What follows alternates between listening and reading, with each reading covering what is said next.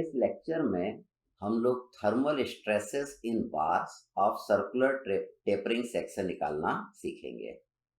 तो देखिए, आपको यहाँ पे एक सर्कुलर टेपरिंग सेक्शन दिया हुआ है। इसके अंदर कितना थर्मल स्ट्रेसेस आएगा वो हमें निकालना है। यहाँ पे D1 D2 बहुत इंपॉर्टेंट है। यहाँ पे D1 क्या है, बड़े वाले सर्कल का डायमीटर, और D2 आपका क्या है, छोटे वाले सर्कल का डायमीटर।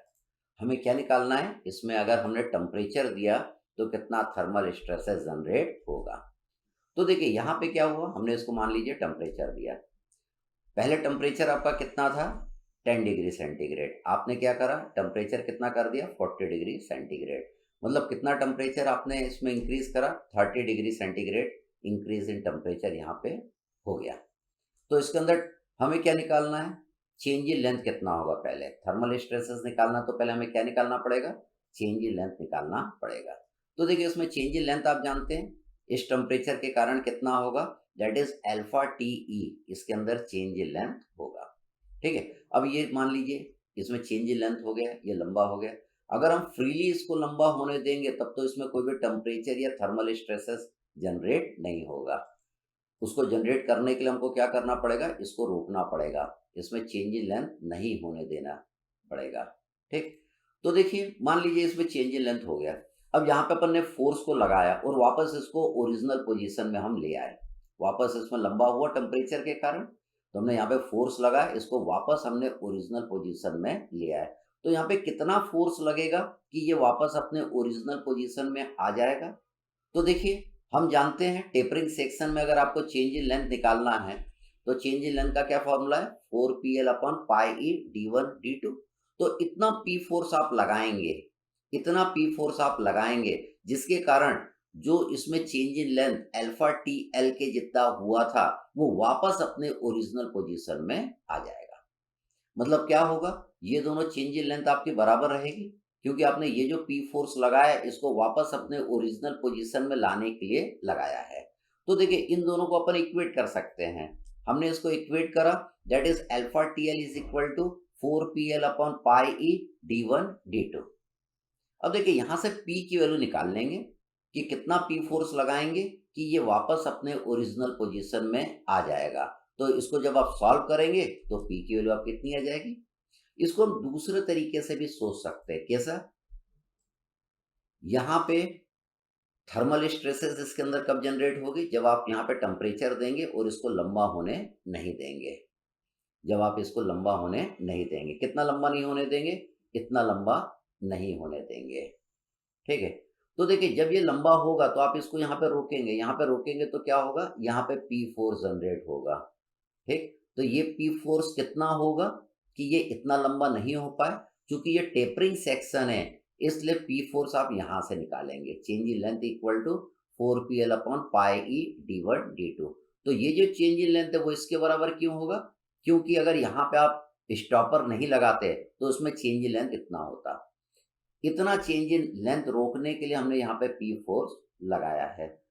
ठीक है, तो यहाँ पे फोर्स लग रहा है तो यहाँ पे क्या लगेगा, स्ट्रेस भी आपका लगेगा। तो वही स्ट्रेस हमको यहाँ पे निकालना है कि यहाँ पे स्ट्रेस इसके अंदर कितना आएगा। तो यहाँ पे देखिए मैक्सिमम स्ट्रेस यहाँ पे आएगा। यहाँ पे क्यों आएगा, क्योंकि इसका डायमीटर कम है, यहाँ जिसका डायमीटर कम रहता है वहाँ पे स्ट्रेस की वैल्यू क्या आती है, ज्यादा आती है। तो देखिए मिनिमम क्रॉस सेक्शनल एरिया का मैंने यहाँ पे मैक्सिमम स्ट्रेस आएगा, इसलिए ये वाला क्रॉस सेक्शनल एरिया लिया, that is pi, that is pi D2 का होल स्क्वायर डिवाइडेड बाय 4। अब मैक्सिमम स्ट्रेस निकालना तो ये P की वैल्यू है और ये एरिया की वैल्यू है, दोनों को मैं डिवाइड कर दूंगा। ठीक है, P को मैंने एरिया से डिवाइड कर लिया, इसको अपन सॉल्व कर लेंगे। तो मैक्सिमम स्ट्रेस जो इसके अंदर आएगा वो कहाँ पे आएगा, छोटे वाले सेक्शन पे आएगा, क्योंकि यहाँ का एरिया कम है तो यहाँ पे स्ट्रेस की वैल्यू क्या आएगी, ज्यादा। वो कितना आएगा, pi T E D1 divided by D2। ये बहुत इंपॉर्टेंट है, D1 क्या है यहाँ पे, बड़े वाले का डायमीटर, और D2 आपका क्या है यहाँ पे, छोटे वाले का डायमीटर। अगर बड़े वाले का डायमीटर D2 हो और अगर छोटे वाले का डायमीटर D1 हो तो यहाँ पे फॉर्मूले में यहाँ पे क्या आ जाएगा, D2 आ जाएगा और यहाँ पे क्या आ जाएगा, D1 आ जाएगा। तो आपको फॉर्मूला याद रखना है, फॉर्मूले में D1 क्या है? बड़े वाले सर्कल का डायमीटर। ऊपर क्या लिखेंगे आप लोग? बड़े वाले सर्कल का डायमीटर, और नीचे क्या लेंगे? छोटे वाले सर्कल का डायमीटर। अब मान लीजिए किसी प्रॉब्लम में D1 आपका D2 के बराबर है, जैसे कि पहले आप थर्मल स्ट्रेसेस में आप ये पढ़ चुके हैं, तो ये दोनों आपका कट जाएगा। तो थर्मल स्ट्रेसेस की वैल्यू आपकी कितनी आएगी? That is alpha T E के जितना आएगी। तो ये वाला केस जब हमने थर्मल स्ट्रेसेस पढ़ा था, उस केस में हमने ये डिस्कस किया था। जब आपका यूनिफॉर्म सेक्शन रहेगा तो इसमें थर्मल स्ट्रेसेस कितना आएगा? सिग्मा कितना आएगा? अल्फा टी ई जितना आएगा। और अगर ये टेपरिंग सेक्शन रहेगा तो इसमें जो मैक्सिमम स्ट्रेस जो आपका निकल के आएगा that is alpha T E D1 divided by D2। D1 is the diameter of bigger circle. तो हमेशा ऊपर diameter of the bigger circle लिखेंगे, नीचे diameter of the smaller circle आप लिखेंगे। अब हम इस पे प्रॉब्लम करेंगे।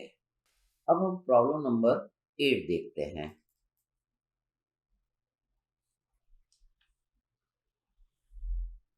आप इसको ट्राई करिएगा, मैं सीधे सॉल्यूशन पे आऊंगा और आपको समझाते जाऊंगा इसको। देखिए, आपको इस प्रॉब्लम में दिया हुआ है a rigid fix circular bar 1.75 metre long uniformly tapers from 125 mm diameter at one end and 100 mm diameter at the other.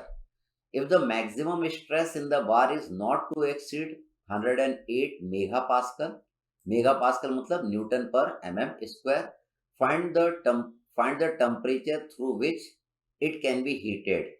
T निकालना है। Take E and alpha.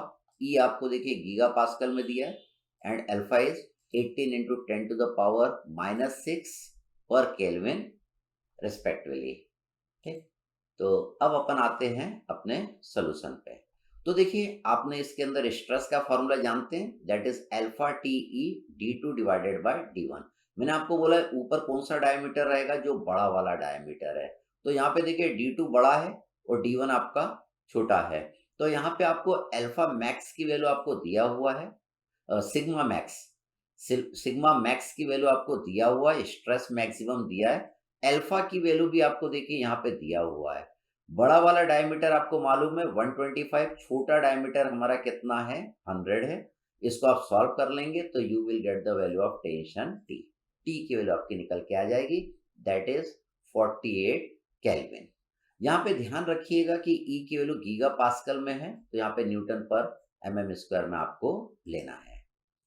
हम फिर आगे बढ़ेंगे, हम अगला प्रॉब्लम देखेंगे। प्रॉब्लम नंबर 9 हम देखते हैं।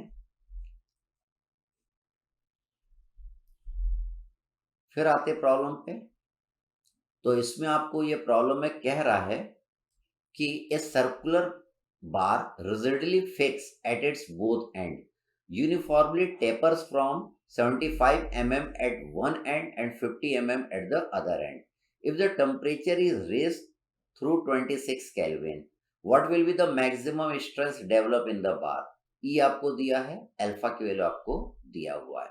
तो इसमें देखिए मैक्सिमम स्ट्रेस आपको निकालना है। तो मैक्सिमम स्ट्रेस का फॉर्मूला जानते हैं, अल्फा टी ई बड़े वाला सर्कल का डायमीटर डिवाइडेड बाय छोटे वाले सर्कल का डायमीटर। तो alpha is given to you, T is given to you. Young modulus की वैल्यू गीगा पास्कल में न्यूटन पर mm स्क्वायर में पुट कर दिया। बड़े वाले सर्कल का डायमीटर कितना है? 75, और छोटे वाले का सर्कल का डायमीटर कितना है? 50। यहाँ पे आप पुट कर देंगे तो सिग्मा मैक्स आ जाएगा, मैक्सिमम स्ट्रेस की वैल्यू आपको पता चल जाएगा। बहुत ही सिंपल है ये प्रॉब्लम, खाली ये फॉर्मूला आपको ध्यान में रखना है। अब पहले हम एक थ्योरी पढ़ेंगे, उसके बाद अपने फिर से प्रॉब्लम पे आएंगे।